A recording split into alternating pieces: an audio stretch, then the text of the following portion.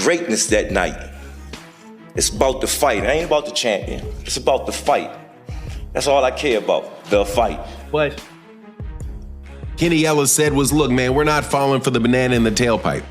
We know what Lamont Roach brings to the table, and he says that Lamont Roach is... I don't know if Lamont Roach exposed weaknesses of Tank Davis. Coach Calvin Ford didn't hold back at the rematch press conference, firing back at Lamont Roach with a bold declaration, "It's over, and they will see who the real champion is in the fight." His aggressive tone and confident demeanor made it clear Ford fully believes that Gervonta Tank Davis will dominate in the ring and remind the world who he truly is. And sit there and say to themselves like they came from a karate movie, man, I want to fight just like Tank. I want to be just like Tank. Gervonta Davis is approaching this rematch with laser focus and unwavering dedication. He understands how crucial this bout is, not just for his career, but for his legacy. Every training session has been crafted to improve his conditioning, sharpen his skills, and correct past mistakes. Davis is determined to walk into the ring more prepared, more dangerous, and more motivated than ever before. One of the best trainers in boxing, second guy in the corner, is responsible for a lot of the real tactical decisions and tactical analysis that goes on in Gervonta Davis's corner. So you have Coach Calvin, and Coach Calvin is the head trainer, and you have Coach Kenny, who really specializes on preparing game plans specifically for opponents. So to have him talk about what's going on with Lamont Roach, I thought was interesting and insightful, because what he said was that, one, he's not falling for the okie doke. When Mill City asked him, hey, what do you think about the fact that, that Lamont Roach was seen at a basketball game chugging a beer? And I would have added to the question that you see Lamont Roach out giving a bunch of interviews, doing the interview circuit, right? Kind of being a little bit out of character leading into the rematch. Do you think, and this is what Mill City asked, do you think that is something you guys are taking in consideration in preparation for the fight? And what Kenny Ellis said was, look, man, we're not falling for... The reunion with longtime coach Calvin Ford has completely revitalized Davis's camp. Their relationship, built on trust, respect, and shared history, has reignited the fire in Davis. Ford, who helped mold Tank into the tactical and explosive fighter fans know today, brings emotional motivation and strategic focus, aligning their preparation with championship-level execution. Match. Do you think, and this is what Mill City asked, do you think that is something you guys are taking in consideration in preparation for the fight? And what Kenny Ellis said was, look, man, we're not falling for the banana in the tailpipe. We know what Lamont Roach brings to the table, and he says that Lamont Roach is, we're not believing that he's out there drinking or blowing up a bunch of weight and all of that. He says what most people say, hey, we're going to prepare for the best version of Lamont Roach that is going to, that'll come for us. But the way that he saw the fight coming out was he said he sees it like the fight before, a lot of really crisp shots landing. And the fight is going to be similar, but hey, the fight at the same time is going to be very different. Now, I just happen to have a very good friend named Phoenix the Assassin who breaks down fights for me. He's a trainer, got a world-class eye for fights. And what he speculated should be the difference between the first fight and the second fight for Gervonta is that Gervonta is going to need to spend a lot more time fighting on the outside and scoring points for a longer period of time on the outside, and then making sure that, and basically forcing For Davis, this is more than just a fight. It's a redemption story. The first bout sparked criticism and doubt, with many questioning whether Tank was still the elite fighter he once was. A dominant victory in the rematch would silence those critics and reaffirm his status as one of boxing's top names. The pressure is immense, but so is the opportunity to reclaim everything. Lamont Roach, he feels that he won. Do you think the best thing going forward, they should just run it back, have a rematch? Oh, yes, most definitely. I think a rematch is definitely called for. and I think probably the sooner the better. So I would say, hey, let's work on a deal to where we could get in there within the next 4 to 5 months. Yeah, I agree there. During their initial meeting, Davis showed uncharacteristic vulnerabilities. His defense lacked sharpness, and his stamina faded in the later rounds. Roach capitalized, landing clean shots and disrupting Tank's rhythm.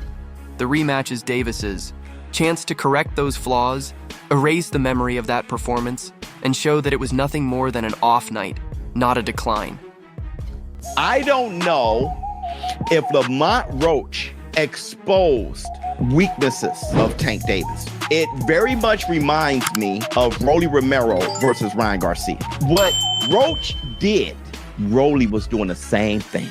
He ended up implementing it better against Ryan Garcia. Tank was having huge issues, and that's the black two sugars. Watch me call that fight. I started laughing. I couldn't believe it because all he was patient with good power. All Roach was patient. He stayed focused. That's why him drinking and partying and shit's messing with me, because he beat him here. He stayed so damn focused, and he knew when Tank was going to punch. He knew when not to punch, and when he countered Tank, he rocked Tank. Tank got rocked at least twice that fight. After the fight, Davis opened up about the emotional and mental toll it took. He admitted that stress and fatigue clouded his focus and hinted that he even considered stepping away from the sport. In a rare moment of vulnerability, he shared that he was seeking therapy, proof that the battle extended far beyond the ring. It's a reminder of the human side of boxing's toughest warriors. This time around, Davis's camp has undergone a transformation. Each drill, each sparring session is executed with precision and urgency. His footwork is lighter and more controlled, his reaction time faster, and his discipline sharper than ever. The casual energy is gone, replaced by an intense, locked-in focus that shows Tank is all business heading into this rematch. He wants to do therapy, he wants to do real estate. They want to say he wasn't all in because him and Roach are friends, and he's going to be focused for the second fight. A lot of excuses. They want to say it's because of the braids, the oil getting in his eye. Whatever. This is what really happened.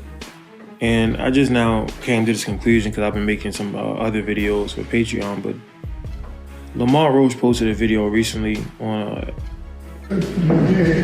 Stop closing up. Gotta let it go. Keep turning, step around. Keep turning.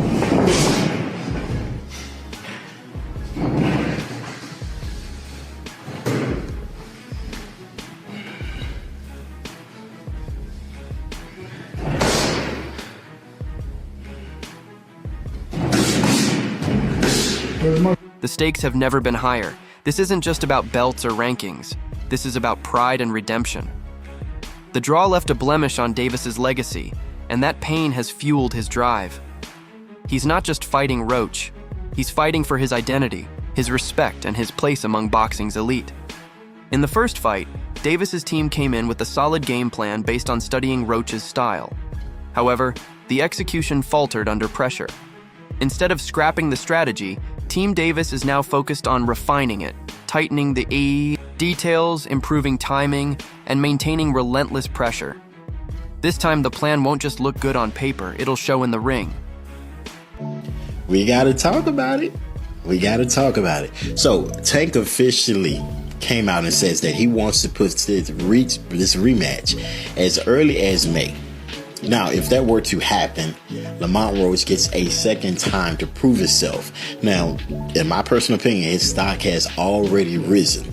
He is already notable. The fact that he went toe-to-toe with Tank on a decision that ended in a draw, whether he loses this second fight or not won't even matter.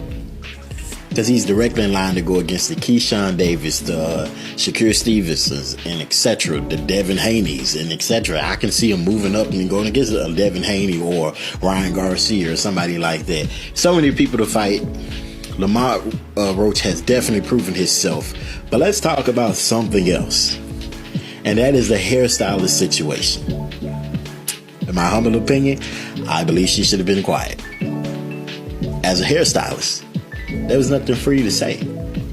There was nothing for you to say. no fan in boxing was gonna look at that like, I don't want her braiding my hair. No one would have said that. But she hurt herself when she came out and publicly made multiple claims on all his receipts that no one needed, no one asked for, saying, oh, this had no grease or oil in it. No one cares. No one cares. Nobody even believes it. Sometimes it's best to remain quiet. But you guys let me know in the comments. Should she have remained quiet, or should she have did what she did, which is spoke up? You let me know. Surprised by Roach and Tank. What do you think the biggest surprise was in the fight? It wasn't a surprise because we know Roach. It wasn't a surprise. Mm-hmm. Roach can fight. A lot of people think because a person is not popular, that they don't exist. There's fighters out there that can rumble. They just got to get the opportunity. You know? What's the difference makers coming into this fight? The first fight, I thought, everybody thought Jalil won.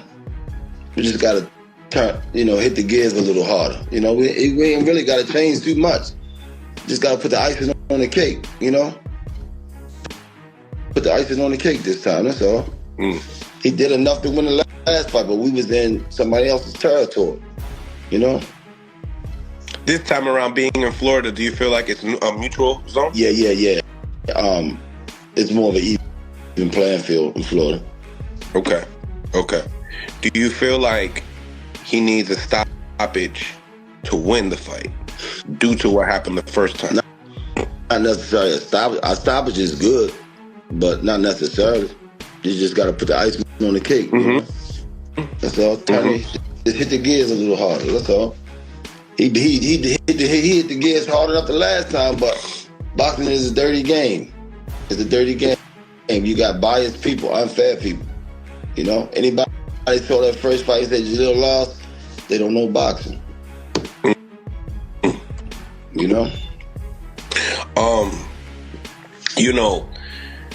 If Jalil is successful in this fight, what do you guys expect for Jalil? And then, obviously Eddie Hearn had a lot to say when Jalil took that loss. Teofimo Lopez shared his thoughts on the aftermath of that controversial bout. He pointed out how Davis became isolated, with critics circling and confidence shaken. Lopez emphasized how damaging that kind of scrutiny can be to a fighter's psyche.